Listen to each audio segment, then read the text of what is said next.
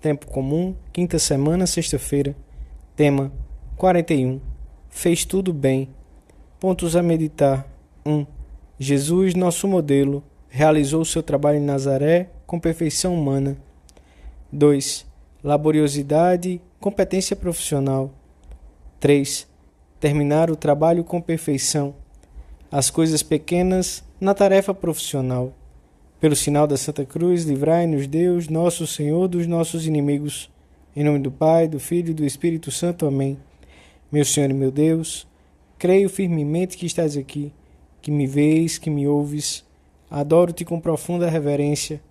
Peço-te perdão dos meus pecados e graça para fazer com fruto este tempo de oração. Minha Mãe Imaculada, São José, meu Pai e Senhor, meu anjo da guarda, intercedei por mim.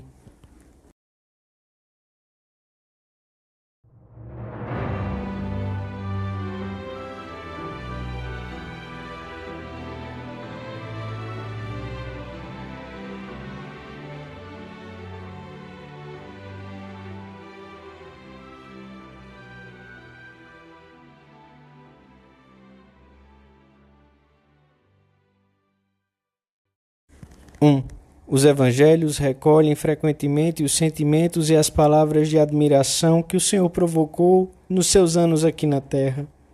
A multidão estava maravilhada, todos estavam admirados com os prodígios que fazia, e entre as muitas palavras de louvor que disseram de Jesus, os que contemplaram a sua vida, há uma que de certo modo compreende todas as outras.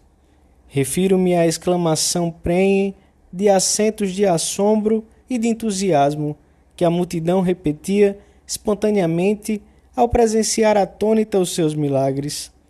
Bene omnia fecit. Fez tudo admiravelmente bem. Os grandes prodígios e as coisas triviais, cotidianas, que a ninguém deslumbraram, mas que Cristo realizou com a plenitude de que é perfectus Deus, perfectus homo. Símbolo quicunque, perfeito Deus e homem perfeito. O Evangelho da Missa convida-nos a considerar essa passagem em que aqueles que seguiam o Senhor não puderam deixar de exclamar: fez tudo bem. Cristo apresenta-se assim como modelo para a nossa vida de todos os dias, modelo divino que há de incitar-nos a ver se pode dizer de nós que cuidamos de fazer bem todas as coisas, tanto as grandes como as pequenas, essas que parecem sem importância, porque queremos imitar o Senhor. A maior parte da vida humana de Jesus foi uma vida corrente de trabalho num povoado desconhecido até então, e nesse povoado, em Nazaré, também fez tudo bem, isto é, acabadamente, com perfeição humana. Ora, uma boa parte da vida de cada homem e de cada mulher se apresenta configurada pela realidade do trabalho, e dificilmente encontraremos uma pessoa responsável que, por vontade própria, esteja sem ocupação ou emprego. Por que trabalhamos? Como é que trabalhamos? Muitas pessoas sentem-se movidas a trabalhar por fins humanos nobres, manter a família, conseguir um futuro melhor. Há também os que se dedicam a uma tarefa pelo desejo de praticarem e desenvolverem uma habilidade particular ou uma inclinação pessoal, ou de contribuírem para o bem da sociedade, porque sentem a responsabilidade de fazer alguma coisa pelos outros. Muitos outros trabalham por fins menos nobres, riqueza, satisfação das paixões, poder, autoafirmação. São pessoas competentes que trabalham muitas horas e bem, por fins exclusivamente humanos. O Senhor quer que os que se propõem segui-lo no meio do mundo sejam pessoas que trabalhem bem, competentes na sua profissão ou ofício, com prestígio, mas pessoas que ao mesmo tempo se distingam pelos fins humanos nobres que os movem e porque compreendem que o trabalho, seja qual for, é o meio por excelência em que devem cultivar as virtudes do caráter e as virtudes sobrenaturais. Pois sabemos que, com o oferecimento do seu trabalho a Deus, os homens se associam à própria obra redentora de Jesus Cristo, que deu ao trabalho uma dignidade eminente ao trabalhar com as suas próprias mãos em Nazaré. Dizemos hoje ao Senhor que queremos realizar as nossas obrigações de forma exemplar, porque desejamos vivamente que seja uma oferenda diária que chegue até Ele e porque estamos decididos a imitá-lo naqueles anos de vida oculta em Nazaré.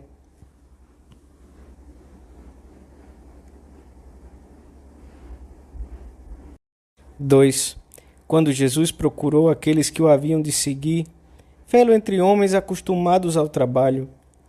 Mestre, estivemos trabalhando toda a noite. Dizem-lhe aqueles que haveriam de ser os seus primeiros discípulos, toda a noite num trabalho duro, porque lhes era necessário para viver, porque eram pescadores. São Paulo deixou-nos o seu próprio exemplo e o daqueles que o acompanhavam. Afadigamo-nos trabalhando com as nossas próprias mãos. E aos primeiros cristãos de Tessalônica escreve: não comemos de graça o pão de ninguém, mas sim com esforço e fadiga, trabalhando dia e noite, para não vos sermos pesados a nenhum de vós. São Paulo não se dedicava ao trabalho por divertimento e distração, comenta São João Crisóstomo, mas para prover as suas necessidades e as dos demais. Um homem que imperava aos demônios, que era mestre de todo o universo, a quem foram confiados os habitantes de povos, nações e cidades, e que cuidava deles com toda a solicitude, esse homem trabalhava dia e noite. Nós, continua o santo, que não trazemos sobre as nossas costas nenhuma sombra das suas preocupações, que desculpa teremos? Não temos desculpas para não trabalhar intensamente. É necessário trabalhar com laboriosidade, aproveitando bem as horas, pois é difícil, para não dizer impossível, que quem não aproveita bem o tempo possa manter o seu espírito desperto e viver as virtudes humanas mais elementares. Uma vida sem trabalho, ou preenchida com um trabalho indolente, corrompe-se e com frequência corrompe o que tem à sua volta. O ferro que fica encostado a um canto, consumido pela ferrugem, torna-se fraco e inútil, mas se é utilizado no trabalho, torna-se muito mais útil e bonito, e pouco lhe falta para ser comparado à prata. Um terreno baldio não produz nada de útil, mas apenas mato, cardos, espinhos e plantas infrutuosas. Mas se for cultivado, enche-se de frutas suaves. Para dizê-lo numa palavra, todos os seres se corrompem pela ociosidade e melhoram pela atividade que lhes é própria. O Senhor pede-nos um trabalho sério, que não apenas pareça bom, mas que o seja de fato. Não importa que seja manual ou intelectual, de execução ou de organização, que seja presenciado por outras pessoas de mais responsabilidade ou por ninguém. O cristão acrescenta-lhe sem dúvida algo novo. Falo por Deus, a quem o apresenta cada dia como uma oferenda que permanecerá para toda a eternidade. Mas o modo de exercê-lo, responsável, competente, intenso, deve ser o de todo o trabalho honrado, mas ainda deve ter uma perfeição maior, pois Cristo fez tudo bem, e uma tarefa realizada dessa forma dignifica quem a realiza e dá glória ao seu Criador. Faz com que os dons naturais rendam e converte-se num louvor contínuo a Deus.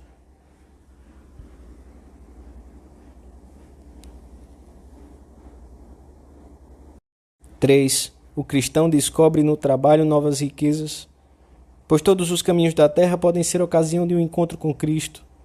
Como dizia de muitos modos diferentes Monsenhor Escrivá, ao pregar em toda a sua vida que a santidade não é coisa para privilegiados. Recordava ele um fato da sua experiência que lhe havia servido para ensinar de modo prático aos que se aproximavam do seu apostolado como deve ser o trabalho feito na presença de Deus. Lembro-me também da temporada da minha permanência em Burgos. Às vezes, as nossas caminhadas chegavam ao mosteiro de Las Ruegas e, em outras ocasiões, dávamos uma escapada até a catedral. Gostava de subir a uma torre para que os que o acompanhavam contemplassem de perto os lavores cimeiros, um autêntico rendilhado de pedra, fruto de um trabalho paciente, custoso. Nessas conversas, fazia-os notar que aquela maravilha não se via lá de baixo. E para materializar o que com repetida frequência lhes havia explicado, comentava-lhes: assim é o trabalho de Deus, a obra de Deus. Acabar as tarefas pessoais com perfeição, com beleza, com o primor destas delicadas rendas de pedra. Diante dessa realidade que entrava pelos olhos dentro, compreendiam que tudo isso era oração, um diálogo belíssimo com o Senhor. Os que haviam consumido as suas energias nesta tarefa sabiam perfeitamente que das ruas da cidade ninguém apreciaria o seu esforço. Era só para Deus. Entendes agora como é que a vocação profissional pode aproximar de Deus? Faze tu o mesmo que aqueles canteiros, e o teu trabalho será também operatio Dei, um trabalho humano com raízes e perfis divinos. Ainda que ninguém o veja, ainda que ninguém o valorize, Deus o vê e o aprecia. E isso é suficiente para pormos empenho em acabar as tarefas com perfeição, com amor. Acabar bem o que realizamos significa, em muitos casos, estarmos atentos ao que é pequeno. É coisa que exige esforço e sacrifício e que, ao oferecê-lo, se converte em algo grato a Deus. Estar atento aos detalhes por amor a Deus não torna a alma pequena, antes a engrandece e dilata, porque desse modo se aperfeiçoa a obra que realizamos e, oferecendo-a por intenções determinadas, nos abrimos às necessidades de toda a Igreja. A nossa tarefa adquire então uma dimensão sobrenatural que antes não tinha. Na tarefa profissional, assim como em outros aspectos da vida corrente, na vida familiar, social, no descanso, temos sempre diante de nós uma disjuntiva, ou o descuido e o mau acabamento que empobrecem a alma, ou a pequena obra de arte oferecida a Deus, expressão de uma alma com vida interior. Talvez Deus nos queira fazer ver neste tempo de oração detalhes que pedem uma mudança de orientação ou de ritmo no nosso modo de trabalhar. Com a ajuda da Virgem Maria, façamos agora um propósito concreto que nos leve a realizar a nossa tarefa com mais perfeição e a lembrar-nos com mais frequência de Deus. Aí, nesse lugar de trabalho, deves conseguir que o teu coração escape para o Senhor, junto ao sacrário, para lhe dizer, sem fazer coisas estranhas: meu Jesus, eu te amo.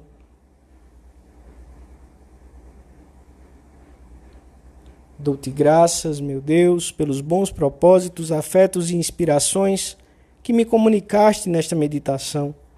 Peço-te ajuda para os pôr em prática. Minha Mãe Imaculada, São José, meu Pai, Senhor, meu anjo da guarda, intercedei por mim.